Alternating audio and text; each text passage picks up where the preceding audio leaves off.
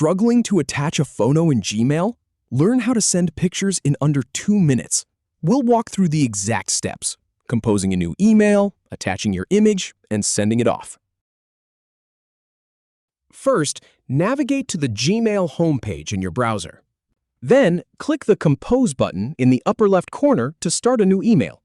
Now, enter the recipient's email address in the To field. Add a subject line and write your message in the body. Next, click the paperclip icon at the bottom of the Compose window to attach a file. Select the picture you want to send from your computer and wait for the upload to finish. Finally, click Send to deliver your email with the attached picture. If you have any feedback or if any info is inaccurate, please leave a comment below. We'll do our best to answer or redo the video if needed. Thanks for watching.